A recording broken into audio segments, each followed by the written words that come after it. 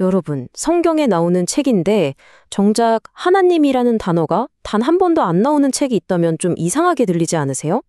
오늘 우리가 함께 파헤쳐볼 이야기가 바로 이 미스터리로 가득한 에스더서입니다. 네, 바로 이 질문. 어떻게 성경에서 하나님의 이름이 없을 수 있지? 이게 오늘 우리가 풀어야 할 핵심 수수께끼예요. 자, 이 질문을 머릿속에 딱 담아두고 이 정말 놀라운 이야기 속으로 한번 같이 들어가 볼까요? 네, 진짜예요. 숫자 0. 에스더서 전체를 아무리 뒤져봐도 하나님, 야훼, 주님 이런 단어가 아예 안 나옵니다. 심지어 기도했다, 찬양했다 이런 직접적인 종교 활동 묘사도 거의 없어요. 정말 놀랍죠? 바로 이 사실 때문에 에스더서가 성경에서 아주 독특한 책으로 꼽히는 겁니다. 자, 그럼 이야기의 배경부터 한번 살펴볼까요? 무대는 고대 군동을 주름잡던 정말 어마어마한 제국이었던 페르시아입니다. 이때 아하수에로라는 왕이 다스리고 있었는데 이 왕이 새로운 왕비를 뽑기로 하면서 모든 사건에 막이 오르게 되죠. 이 이야기에는 4명의 핵심 인물이 나와요. 먼저 주인공, 유대인이라는 신분을 꼭꼭 숨겨야 했던 고아 소녀 에스더, 그리고 그녀의 든든한 보호자인 사촌 모르드게, 또 아주 강력하지만 변덕이 죽글을 뜻하는 페르시아의 왕 아하수에로, 마지막으로 이 모든 비극을 설계하는 빌런 하만입니다. 이 4사람의 선택과 갈등이 어떻게 얽히면서 역사를 뒤흔드는지 한번 지켜보시죠. 자, 이제 본격적인 갈등이 시작됩니다. 왕 다음 가는 권력자, 이 하만이라는 사람은요, 모든 사람이 자기한테 무릎 꿇고 절하길 바랐어요. 그런데 딱 한 사람, 유대인 모르드게는 나는 오직 하나님께만 경배한다면서 절을 안 하는 거예요.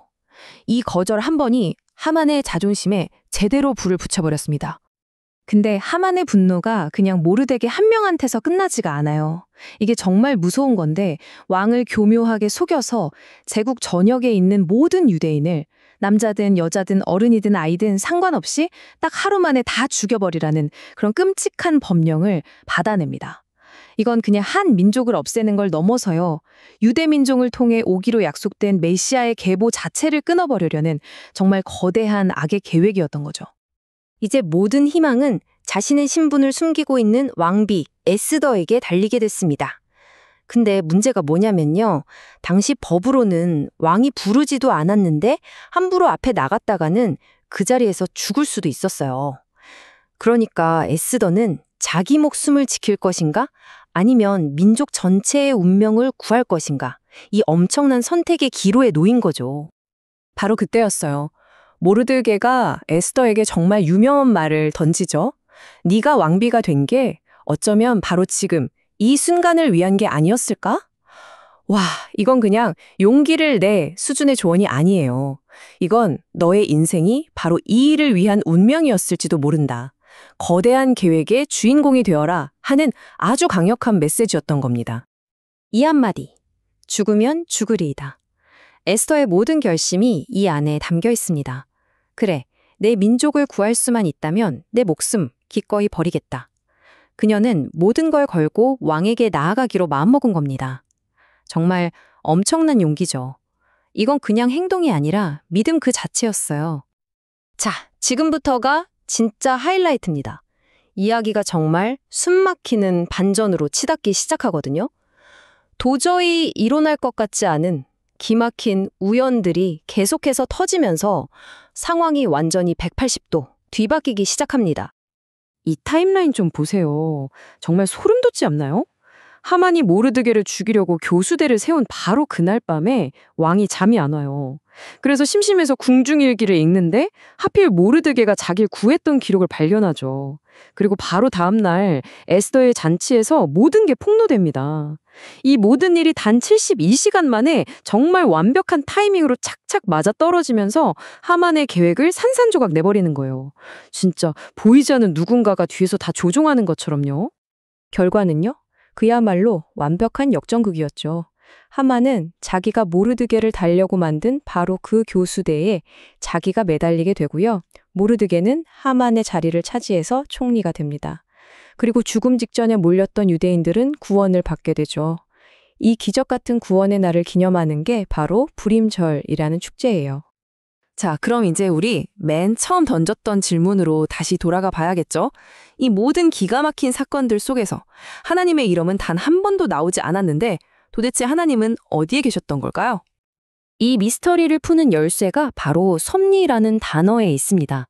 에스더서는요, 하나님이 일하셨습니다 라고 친절하게 설명해 주지 않아요. 대신에 하나님이 어떻게 일하시는지를 우리 눈으로 직접 보게 만들죠.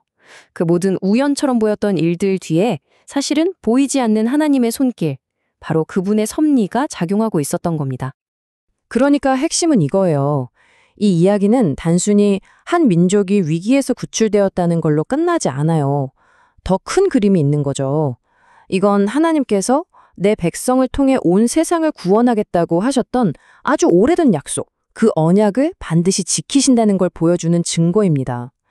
메시아가 오실 길을 지키기 위해 그분은 자기 백성이 사라지도록 절대 내버려 두지 않으셨던 거예요.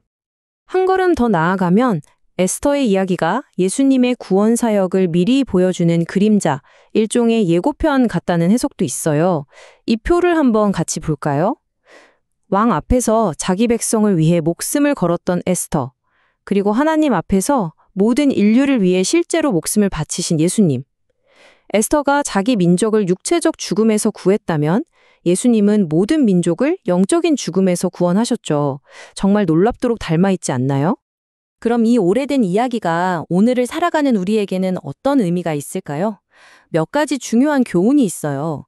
첫째, 하나님이 침묵하시는 것 같고 보이지 않는 것 같은 순간에도 그분은 분명히 일하고 계신다는 거. 둘째, 여러분이 지금 있는 그 자리, 그 역할이 우연이 아니라 어쩌면 이때를 위함일 수 있다는 사실. 그리고 마지막으로 믿음을 지키려면 때로는 에스더처럼 엄청난 용기가 필요하다는 걸 알려주죠. 자, 오늘 이야기 이제 마무리하면서 이 질문을 여러분 각자에게 한번 던져보고 싶어요.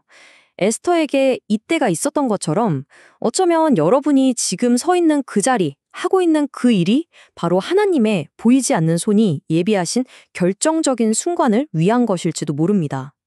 여러분의 삶 속에 숨겨진 이때는 과연 무엇일까요? 한번 조용히 생각해보는 시간을 가지셨으면 좋겠습니다.